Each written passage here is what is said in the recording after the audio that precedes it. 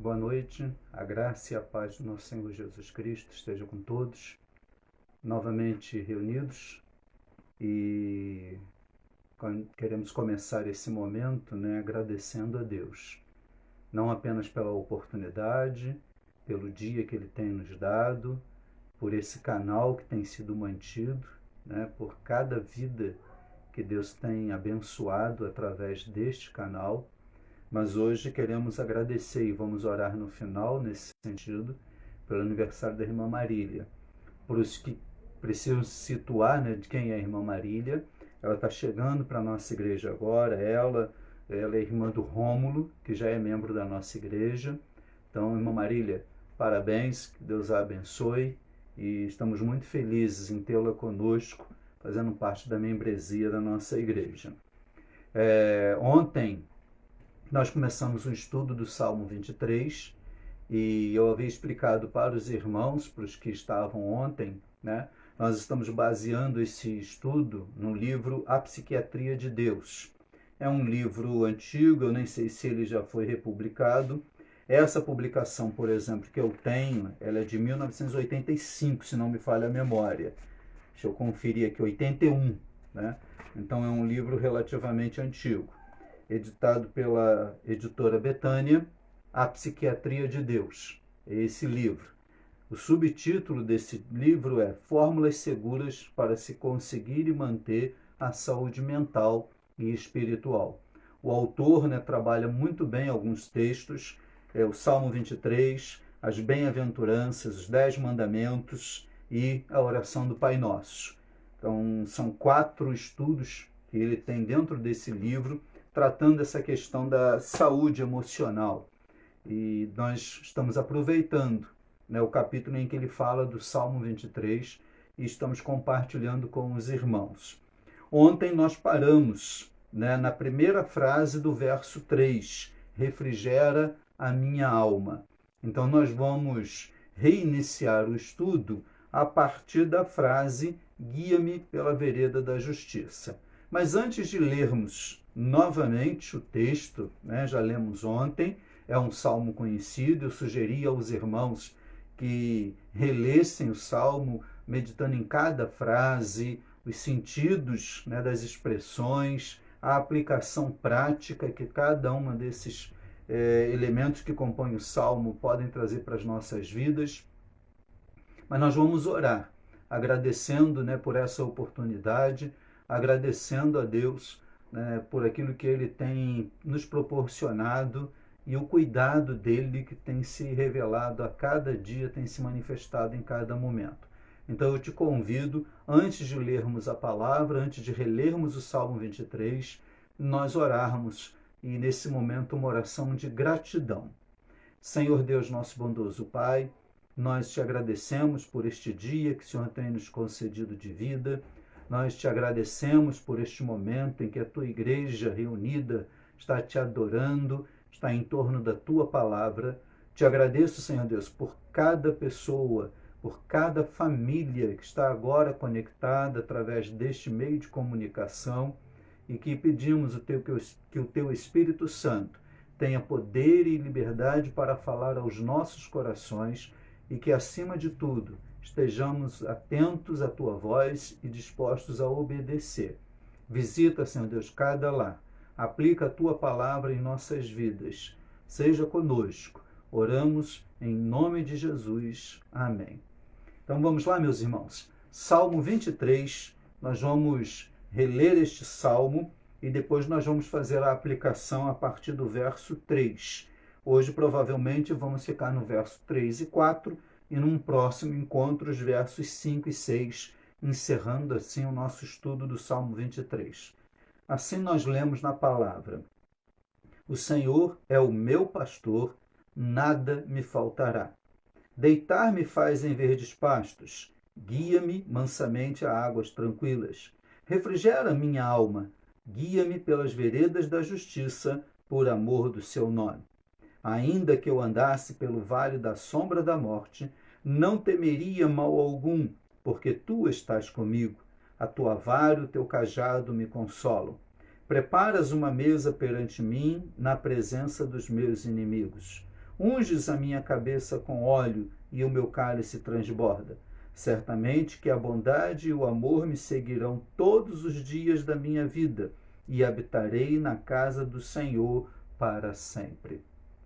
É realmente um salmo lindo, é um salmo não apenas muito conhecido, e aliás ele é conhecido demais no meio cristão, justamente pela profundidade das verdades que estão contidas aqui e essa capacidade que Deus concedeu a Davi de compartilhar conosco esta experiência. Então nós já vimos, né, os versos 1, 2 e 3, e no verso 3, a primeira frase, refrigera minha alma. Nós encerramos ontem com essa frase, analisando, aplicando as nossas vidas. Então, a partir da frase, da parte B do verso 3, nós lemos: guia-me pelas veredas da justiça, por amor do seu nome. Interessante que, nos colocando agora no lugar de Davi, como um pastor que está guiando as ovelhas, há aqueles momentos em que as encruzilhadas se apresentam, em que nós não temos a convicção de que direção temos que tomar. E aí, como ovelha que confia e obedece o bom pastor, nós temos que seguir a direção que ele está nos proporcionando. Nós não podemos seguir apenas por instinto. Aliás, pensando, né, na figura da ovelha, elas não têm uma visão, elas não têm os mesmos instintos que outros animais possuem. Por exemplo, um cavalo, ele pode voltar tranquilamente para o curral. O cachorro, dependendo da distância que ele percorreu, ele vai conseguir retornar para casa. O gato pode sumir 1, 2 dias, mas ele vai voltar para casa. A ovelha não tem essa capacidade. Ela tem que ter a referência da direção e da presença do pastor. Guia-me, quer dizer, ele está sempre à frente. Ele não empurra, ele não manda, ele não aponta uma direção. E olha só que coisa tremenda, né? É Deus que está nos guiando, mesmo por trilhas tortuosas, mesmo por caminhos perigosos, mas sabemos que se estivermos seguindo o bom pastor, ele vai nos levar a um lugar bom, a um lugar de refrigério, a um lugar de fartura, a um lugar de descanso para as nossas almas. Guia-me pelas veredas, guia-me pelos caminhos, mesmo que no trajeto tortuosos, difíceis, perigosos, mas principalmente sabendo que ele está à frente. Guia-me, não é manda-me ou aponta-me. Isso tem que ficar muito bem claro para a gente nesse momento. Ele continuará guiando as nossas vidas. Ele vai continuar apontando as direções, os caminhos que precisamos percorrer. E, além de tudo, ele não apenas mostra, mas ele vai à frente. É uma percepção, é uma experiência tremenda que Davi está compartilhando conosco aqui. E aí ele continua, e agora no verso de número 4, ainda que eu andasse pelo vale da sombra da morte, não temeria mal algum, porque tu estás comigo. Interessante que esse vale, claro, num primeiro momento para Davi, é um vale físico, é um lugar sim, é um lugar em que havia uma exposição para o perigo muito grande, tanto para o pastor quanto para as ovelhas. Um lugar extremamente tortuoso, um lugar em que a exposição da morte era uma realidade, a possibilidade de uma queda, a possibilidade de ser assaltado, de ser ferido. Mas nós podemos pensar também nesse vale da morte em um momento da nossa existência. Às vezes nos sentimos como se estivéssemos num lugar extremamente tenebroso e não conseguimos sair. Um lugar que está ali absorvendo, né, todas as nossas forças. Um lugar que uma experiência dura, uma experiência terrível, dolorosa na nossa vida. Um vale de angústia. Um vale de medo.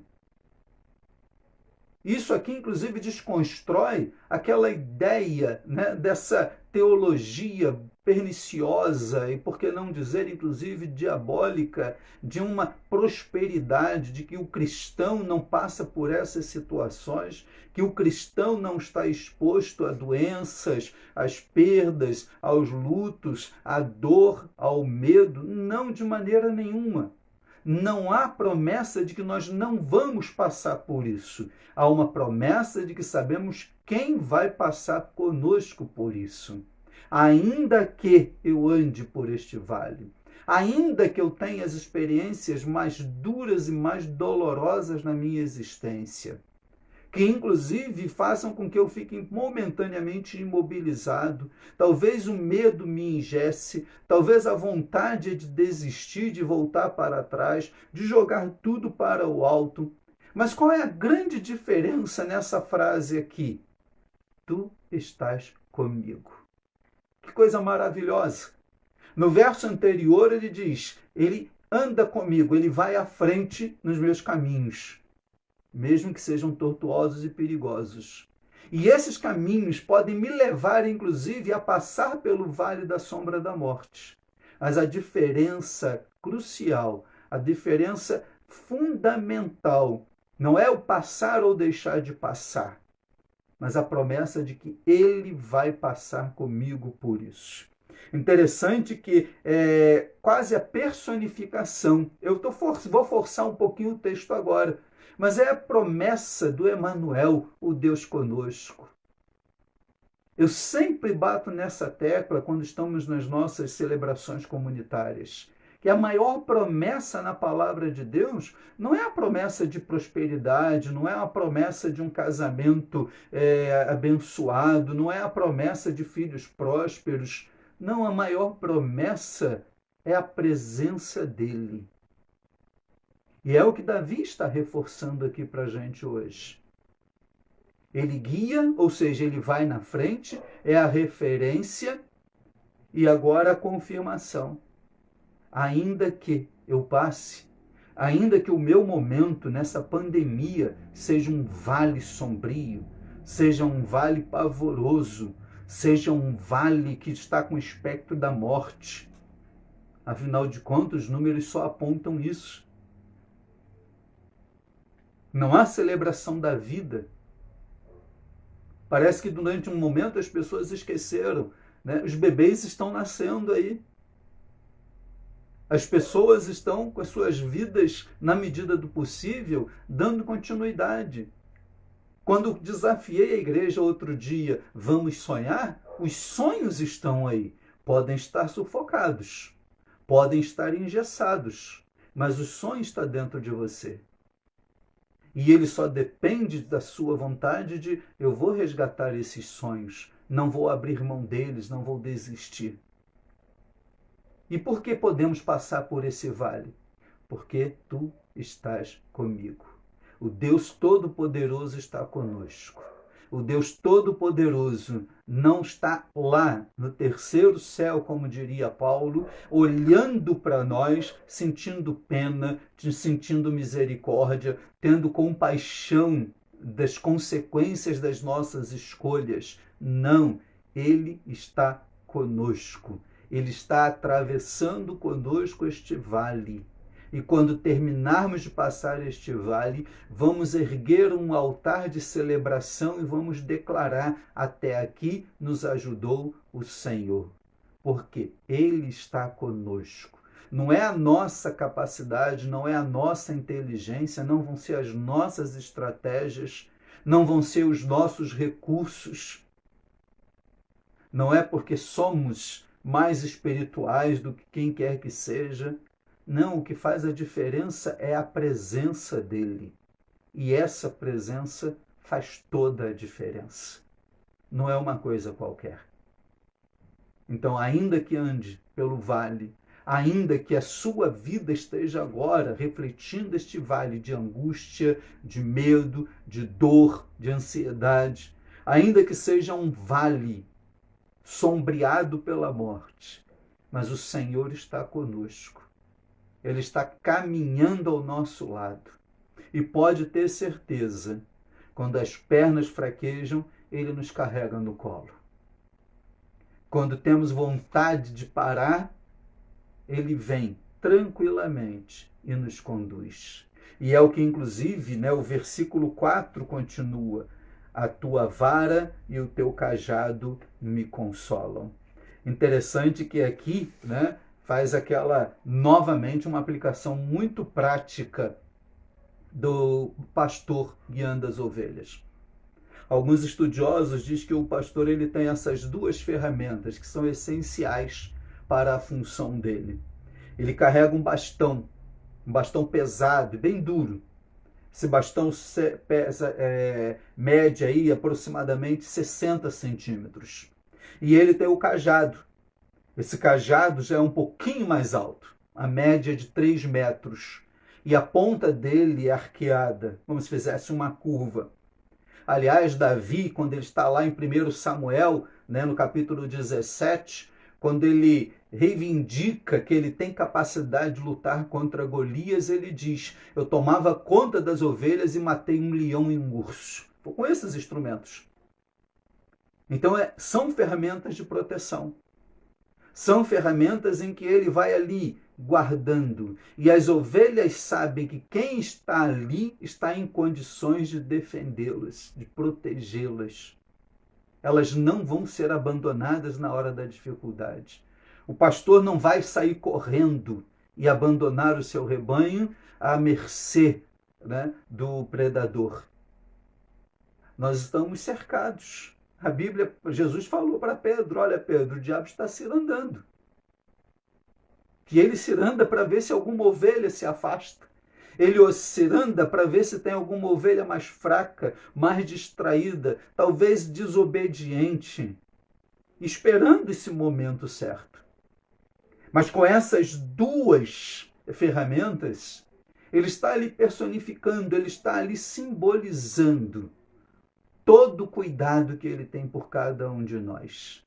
Às vezes nós olhamos para esse mal no mundo e questionamos, ou somos tentados a questionar: onde está Deus? Por que Deus não está intervindo? É claro que aí nós entramos no nosso egoísmo ou querendo ensinar Deus como fazer, como agir. Há um tempo atrás, Saedes falando sobre alianças. Quando fazemos alianças erradas, as consequências vêm. E o mundo como um todo, infelizmente, tem feito aliança com o pecado. E aí o diabo não tem como não agir. O mundo jaz no maligno. Mas nós sabemos em quem nós temos crido. Nós sabemos em quem nós temos colocado a nossa esperança, o nosso consolo. Por isso que o salmista está dizendo: ainda que eu ande por este vale, o Senhor está comigo. E o Senhor estando comigo, ele tem a vara e o cajado. Ele tem as ferramentas, ele tem a força necessária para me proteger, me defender de todo o mal. Interessante que quando lemos lá em Mateus, aí para voltarmos à primeira parte desse versículo, reforçando a maior promessa, quando Jesus está indo para os céus, para que o Espírito Santo pudesse descer, ali no capítulo 28, verso 20, ele diz: eis que estarei convosco todos os dias, até a consumação dos séculos. É a mais bela, a mais profunda, a mais preciosa promessa que nós temos. Ele não disse que estaria conosco só nos dias bons, nos dias prósperos, nos dias dito abençoados. Não, eu estarei todos os dias, até na adversidade, até nas dificuldades, até nos momentos dolorosos. Não vos deixarei órfãos. E aí, ainda lá em Isaías, quando nós pensamos agora nessa preposição de Davi, de que a vara e o cajado trazem consolo, eu me lembrei do que o profeta diz lá no capítulo 41, verso 10, a palavra do próprio Deus: não temas, pois eu sou contigo. Não te assombres, pois eu sou teu Deus. Eu te fortalecerei e te ajudarei e te sustentarei com a destra da minha justiça. A Bíblia se completa de uma maneira tremenda. A Bíblia não entra em contradição. O que Davi está dizendo foi confirmado por Jesus e depois, anteriormente, já foi falado por Isaías. Em todo o tempo, e nós podíamos buscar muitos outros textos, e esta mesma verdade vai ser cada vez mais corroborada, vai ser confirmada, para trazer paz ao nosso coração, para entendermos que estamos passando por um vale, estamos passando por um momento difícil. Alguns, inclusive, estão sofrendo esse momento de maneira muito pior do que nós, a maioria, estamos vivendo. Pessoas que tiveram que sepultar os seus mortos, pessoas que estão passando por dificuldades financeiras em função do desemprego, pessoas que já perderam a esperança, achando que esse tempo está durando demais. Mas nós podemos, neste momento, trazer à memória o que Davi escreve sobre este salmo, o que Davi nos compartilha como um pastor de ovelhas. E mais uma vez com um efeito didático, para que fique gravado nos nossos corações. Guia-me pelas veredas da justiça, por amor do seu nome. Não é por mérito nosso, não é por sermos melhores do que quem quer que seja, mas por amor. E ele nos amou de tal maneira que deu o seu Filho unigênito para morrer em nosso lugar pelos nossos pecados. Quando ele guia, ele vai à frente. Ele não só aponta a direção. E o salmista continua: ainda que eu andasse pelos piores lugares, pelos lugares mais pavorosos. E isso pode ser um momento que você está vivendo, como está o seu estado de espírito, a sua alma. Talvez o relacionamento dentro da sua casa esteja sendo um vale sombrio, um vale doloroso. Talvez um medo esteja te engessando. Me perdoem por estar sendo em alguns momentos repetitivo, mas eu gostaria que você compreendesse a dimensão, a profundidade do que está sendo compartilhado através deste salmo. Ainda que ele não está nos poupando, ele não está dizendo que nós não vamos passar. Mas se passarmos, qual é a diferença? Como podemos reagir positivamente? Podemos porque sabemos quem está conosco. Porque tu estás comigo. A tua vara e o teu cajado me consolam. Porque ele tem poder e autoridade para nos curar, para nos proteger, para nos livrar, assim como ele tem feito com muitos. Quero repetir a palavra de Deus em Isaías. Não temas, pois eu sou contigo. Não te assombres, pois eu sou teu Deus. Eu te fortalecerei, eu te ajudarei, te sustentarei com a destra da minha justiça. Fortalecerei, ajudarei, sustentarei com a destra da minha justiça. Que Deus continue sustentando você nesse momento. Está no vale? Glorifica a Deus porque Ele está aí contigo. Está na planície? Glorifique a Deus porque Ele te conduziu a esse lugar de descanso. Que as verdades que estamos compartilhando no estudo deste salmo tragam conforto e paz ao seu coração. Novamente eu quero te desafiar. Releia o Salmo 23, mas lendo cada frase, anotando cada coisa que talvez você ainda não tinha percebido. Só para ilustrar, muitas pessoas, quando recitam o Salmo 23, elas dizem: o Senhor é meu pastor e nada me faltará. Não tem esse e nada. Ou então elas dizem lá, no verso de número, inclusive nós acabamos de ler, o verso 4, ainda que eu andasse pelo vale da sombra e da morte, não tem isso. Às vezes a gente sem querer coloca letras, coloca palavras e altera o sentido do que está ali. Então releia, mas releia pausadamente, meditando. E a cada verdade que o Espírito Santo impactar o seu coração, pare a leitura, glorifique a Deus e o adore, porque Ele está contigo. Não temas, eu sou o teu Deus. Com esta promessa, nós encerramos mais este momento, desejando que Deus esteja te abençoando e que as suas experiências com Deus, nesse período de pandemia, estejam sendo coisas tremendas e transformadoras. Que Deus esteja com cada um de vocês. Nós vamos orar mais uma vez. Como eu disse logo no início da transmissão, hoje é aniversário da irmã Marília, né, irmã do irmão Rômulo, né, estão chegando agora. O Rômulo já é membro da nossa igreja. Irmã Marília está chegando agora. Irmã Marília, mais uma vez, parabéns, que Deus a abençoe. Um aniversário diferente, né, nesse tempo, mas é mais um ano de vida.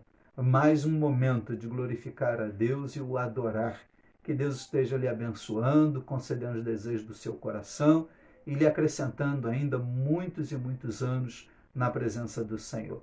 Então nós vamos orar, agradecendo a Deus pela vida da irmã Marília e agradecendo a Deus, porque através deste momento, Deus tem mantido, o Espírito do Senhor tem trabalhado em nossos corações, mantido essa comunhão e nos dando essa ferramenta para compartilharmos a palavra e tem chegado a tantas casas em tantos lugares. Vamos orar, encerrando assim este momento.